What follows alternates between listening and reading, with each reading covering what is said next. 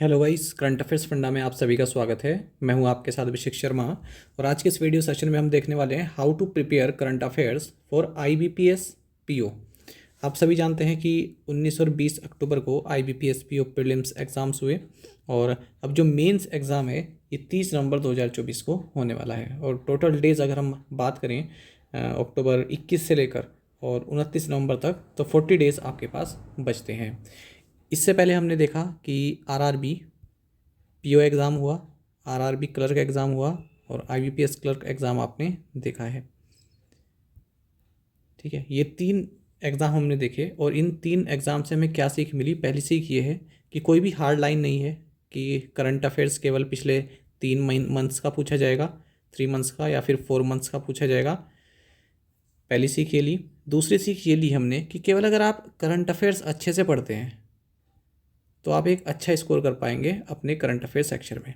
आपको तब pure banking awareness पढ़ने की नीड नहीं है, कोई फेयर, फेस्टिवल, वाटरफॉल ये सब पढ़ने की नीड नहीं है, फिर पॉलिटी के जो एक आधे क्वेश्चन आ जाते हैं वो भी पढ़ने की आपको नीड नहीं है। ये मैं आपको दिखाऊंगा आगे कि क्यों मैं ये बात आपसे कह रहा हूँ। और आप खुद ये जानना चाहते हैं तो इस बार जो भी ये तीन एग्ज़ाम मैंने आपको बताए आरआरबी के और दोनों प्योर क्लर्क और आईबीपीएस क्लर्क, इनके आप टोटल क्वेश्चंस उठाकर देखिए।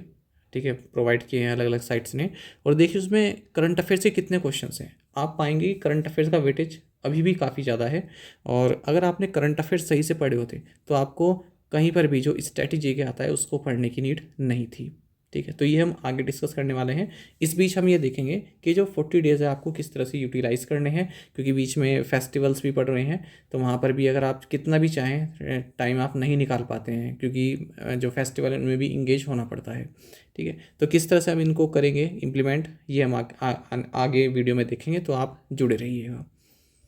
तो हमारा जो फोकस रहने वाला है इस वीडियो में वो है general awareness related to economy and banking. ये आपका 40 मार्क्स, 40 क्वेश्चंस और 35 मिनट्स आपको मिलने वाले हैं। ठीक है, टाइम ड्यूरेशन की कोई टेंशन नहीं है, मेन है कि क्वेश्चंस किस तरह से आपके पास पूछे जा रहे हैं करंट अफेयर्स के, ये मैं आपको बताने वाला हूँ। देखिए, मैं पिछली बार का जो आईबीपीएस पीओ में जो जनरल अवेयरनेस से क्वेश्चंस पूछे गए थे वो कुछ क्वेश्चंस मैं आपके सामने लेकर आया हूँ और हम इनका नेचर जानने की कोशिश करेंगे। मैं ये नहीं कहूँगा कि नेचर बिल्कुल यही रहेगा, पर इतना ज़रूर रहेगा कि जो करंट अफेयर सेक्शन है वो अभी भी डोमिनेट ही करता है।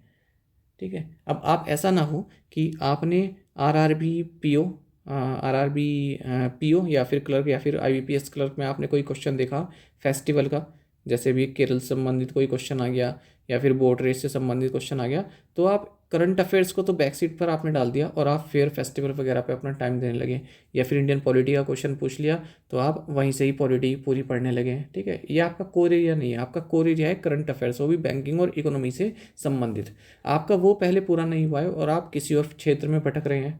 ठीक है, तो जो ये फोमो होता है ना, फियर ऑफ मिसिंग आउट, यानी कि कहीं मैं ये तो नहीं मिस कर रहा हूँ, कहीं मैं ये तो नहीं मिस कर रहा हूँ, वो आपके पास बाद में आना चाहिए। पहले आप अपना जो कोर एरिया है उसको तो पहचानिए, वो है आपका करंट अफेयर्स।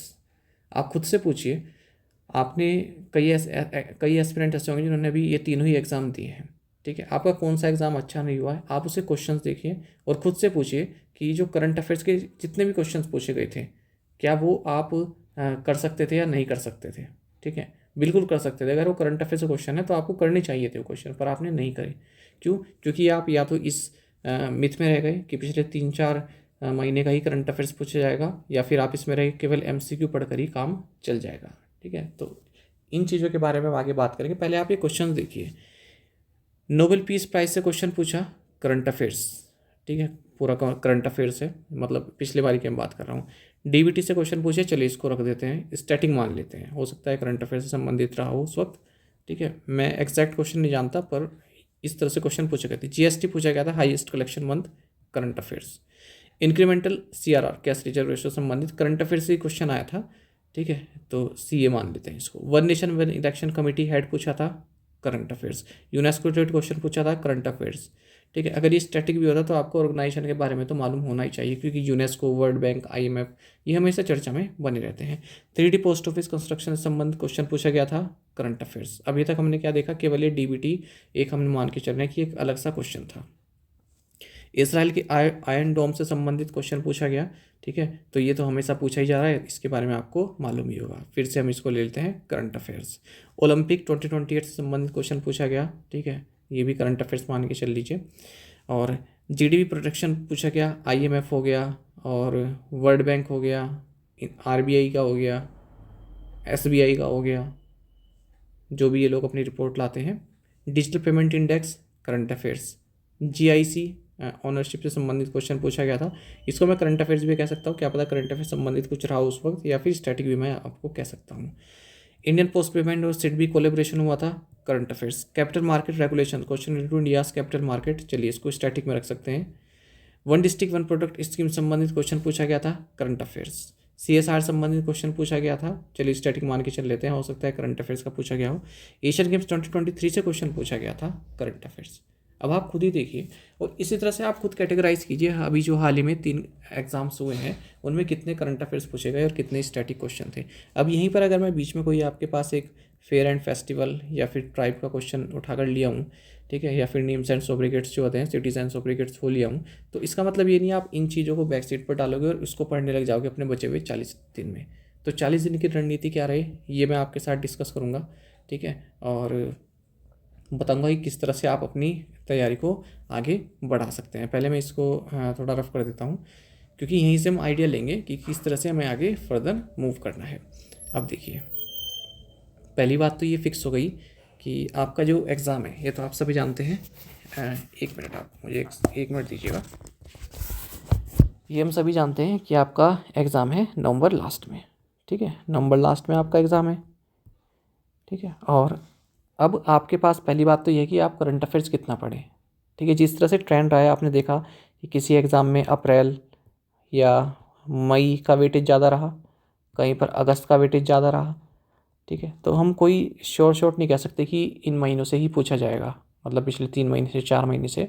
तो जो मैं आपको मानता हूँ, अभी आपके पास सफिशिएंट डेज़ हैं, 40 डेज़ हैं, जो मुझे लगता है आपको लेकर मार्च से आपको पढ़ना चाहिए। क्योंकि अगर आप जनवरी फरवरी पढ़ें, वहाँ से मान लीजिए इन दोनों क्वेश्चन मंथ से मिलाकर केवल एक क्वेश्चन आया, ठीक है, तो आप जितना यहाँ टाइम दोगे इन दोनों में, इतने आप बाकी के मंथ्स में टाइम दीजिए, वो आपके लिए ज़्यादा आउटपुट देगा। तो मार्च से लेकर आप नवंबर 20 तक आप पढ़ सकते हैं, ठीक है, क्योंकि सफिशिएंट टाइम है आपके पास, 40 डेज़ का टाइम है, ठीक है। ये बात आपकी क्लियर हो गई। अच्छा, अब एक बात आप ये जानिएगा, ये मैंने आपकी बात क्लियर कर दी। अब करंट अफेयर्स में आप ये देखिएगा, देखिए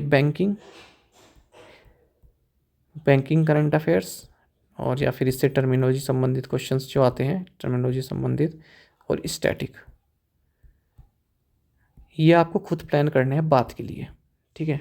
अभी आपको क्या करना है, नवंबर के जो अक्टूबर के जो 10 दिन बचे हुए हैं और नवंबर के जो 10 दिन हैं, ठीक है, उनमें आप अपना कंप्लीट कीजिए करंट अफेयर्स 20 डेज़ में। और जो बाकी के आपके पास 20 डेज़ बचते हैं, उनमें आप बैंकिंग और स्टैटिक या फिर जो भी आपका प्रीवियस छूटा हुआ करंट अफेयर है उसको कवर कीजिए, ठीक है। एग्ज़ाम ये मानकर चलिए आप कि आपका एग्ज़ाम नवंबर 20 को है, ठीक है। जब आप नवंबर 20 को मान के चलोगे तभी आप स्पीड अप कर पाएंगे। अब देखिए, आपको कितना भी टाइम दे दिया जाए, हर व्यक्ति के साथ होता है, मान लीजिए एग्ज़ाम आपका ये कह दिया जाए कि दिसंबर लास्ट में होगा, ठीक है, एग्ज़ाम, तब भी आप अपना करंट अफेयर्स पूरा नहीं कर पाओगे, क्योंकि आदमी उसी तरह से फिर अपनी पढ़ाई को की जो स्पीड है वो कम कर देता है, ठीक है। तो ये बात आपको समझनी चाहिए। आप अपना एडवांस कीजिए कि मेरा एग्ज़ाम जो है 20 नवंबर को है। अब आप ये देखिएगा, अब देखो, अगर मैं आपको यहाँ पर बताऊँ, ये क्वेश्चन नोबेल पीस प्राइज़ से क्वेश्चन पूछा गया। नोबेल पीस प्राइज़, नोबेल जो प्राइज़ हैं वो हाल ही में अनाउंस हुए हैं, ठीक है। तो यहाँ से क्वेश्चन पूछा है, ये आपको पूरा करना है। अवार्ड्स तो आपको सारे ही पढ़ के जाने हैं।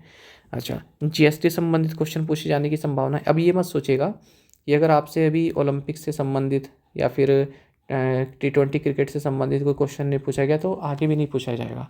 वही जो क्वेश्चन उन्होंने पूछ लिए वो तो ख़त्म हो चुके हैं उनके पास। अब जो क्वेश्चन बचते हैं वो यही तो कोर एरिया बचता है, तो इनके और प्रबल चांसेस बन जाते हैं कि आपसे क्वेश्चन पूछे जाएँ।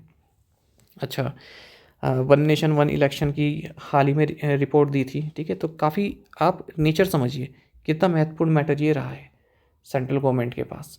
अच्छा, यूनेस्को से संबंधित, अब यूनेस्को से संबंधित क्वेश्चंस आ सकते हैं, ठीक है। वर्ल्ड हेरिटेज साइट का भी हाल ही में कन्वेंशन हुआ था भारत में, ठीक है, कौन कौन सी नई साइट्स जुड़ी हैं, भारत की ओर से आसाम की साइड थी, ठीक है, वहाँ से क्वेश्चन पूछा जा सकता है। और भारत रत्न से संबंधित क्वेश्चन पूछा जा सकता है, भारत रत्न, ठीक है, हाल ही में जो भारत रत्न दिए गए थे, रतन टाटा जी का निधन हुआ है तो रतन टाटा जी से संबंधित क्वेश्चन पूछा जा सकता है।